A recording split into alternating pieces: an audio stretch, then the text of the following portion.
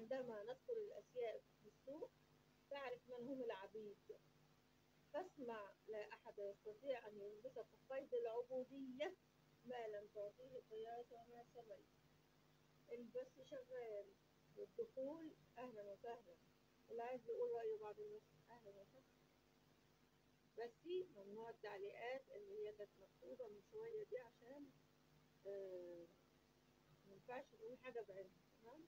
المرأة إذا بكت وأخرجت ما بداخلها لا تكفي، لأن ما يدفعها للبكاء أو للكلام قلبها وليس عقلها.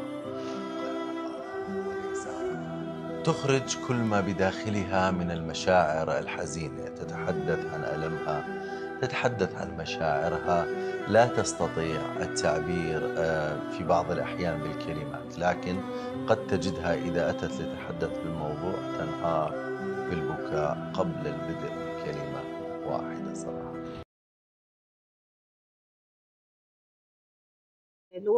اللي بيرقصه، اللي بيتحكم فيه، اللي بيستعبده، بصراحة بيبقى إحساس غبي جدا جدا جدا.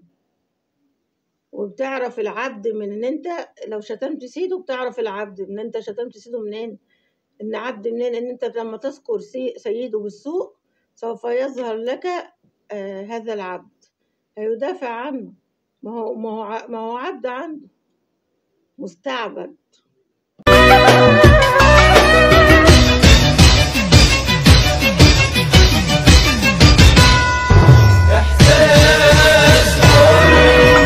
لما تحس انك مش حر،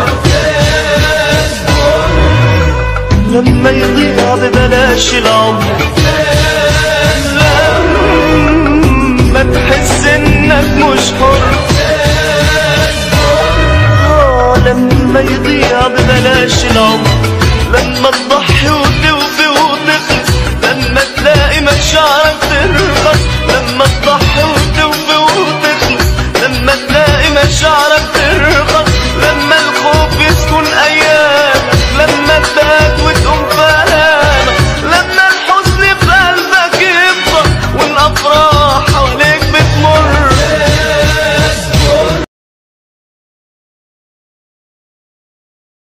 لم تعطيك يسمع سمعك. انت هتسلم نفسك ليه تسليم اهالي، يحكم ويسيطر، مش هيبقى ليك اي شخصية ولا اي وجود.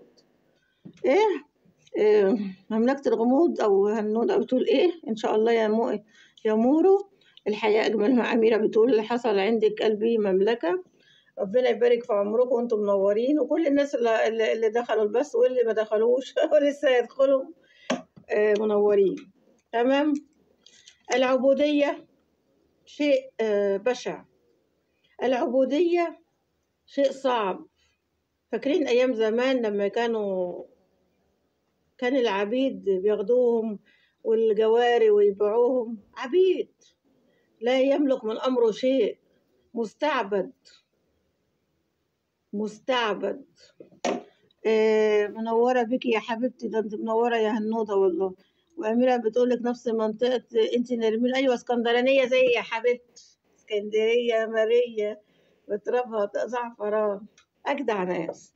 العبودية شيء صعب فعلا فعلا فعلا فعلا، وخصوصا ما يكون الشخص هو اللي مسلم نفسه يعني للسيدو، مش يعني فاهمة. يعني شخصية، ما فيش شخصية، ضعيف، مش قادر يتحكم في نفسه، مش قادر يسيطر على حاله، فبيخلي شخص آخر يسيطر عليه ويستعبده ويملك هو نفسه.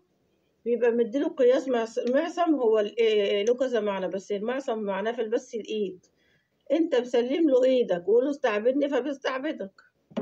أميرة بتقول اسمها مملكة، القناة اسمها مملكة الغموض يا بنتي. جامدة، قناة جامدة، مش عشان والله في اسكندرية، بجد قناة جامدة. بلدكم حلوة، تسلمي يا حبيبتي. تعالي البحر واحنا نقول احنا نعومك. خليكي زي البحر، يتحب ويتخاف منك ويتعمل لك ألف حساب، وما تكونيش مستعبدة زي موضوع بسنا الجامد. لا للعبودية، لا للعبودية. اسمي هند اسكندرانية يا مورو.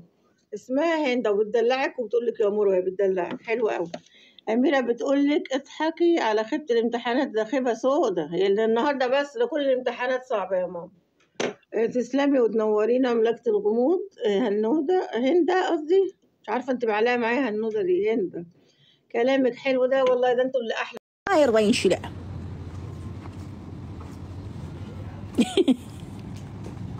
والله أنا ما لظافر تلزق له ظافور، قايلة تنشنع له ظافور، لا يرضى ينشلع ولا هاي. نقعته بالماء يرديت ماك. هاي شوفنا حطت له فرش سمناته. شلون هسه والله. ايه يعني هسه احنا قاعد نمشي هنا حفاي، هاي العالاتنا متروسطين، ما له ظافر هسه هنا، احنا ما له ظافر. هاي شوف هو كعب وما رهم، كعب وطق. شوفنا هذا الكعب، شوفنا يما جاب شيشين خطيه يا حبيبي كثيك المطر. هلا بشيشين. انزعنا حذاك برا كلها طين، برا انزعها. امتحنتوا؟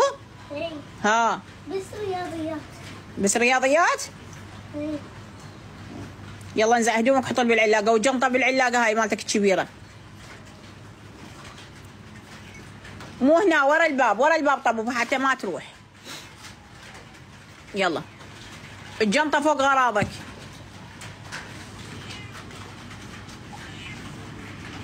مو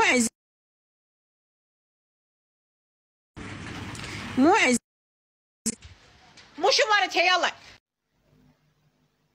وعندما ندخل الأشياء في السوق تعرف من هم العبيد. فاسمع، لا أحد يستطيع أن يلبسك قيد العبودية ما لم تعطيه قياس وما سمي. البث شغال والدخول أهلا وسهلا، اللي عايز يقول رأيه بعد البث أهلا وسهلا. بس ممنوع التعليقات اللي هي كانت مكتوبة من شوية دي، عشان مينفعش نقول حاجة بعينها. تمام؟ إذا المرأة في وقت الخصام أرخت حبالها فهي لا تحبك. المرأة إذا اشتدت في وقت الخصام ورأيتها على غير ما اعتدت عليه فهي تحبك، عكس الرجل أحيانا لأنه يحبك يرخي الحبال حتى لا تزداد المشكلة. المرأة ربما لأنها تحبك تشتد بالأمر وتصرخ أكثر وتخرج عن طبيعتها لأنها تحبك. هذه مشاعرها في التعبير. رأيت المرأة أرخت حبالها وأهملت المشكلة فهي وضعتك في رف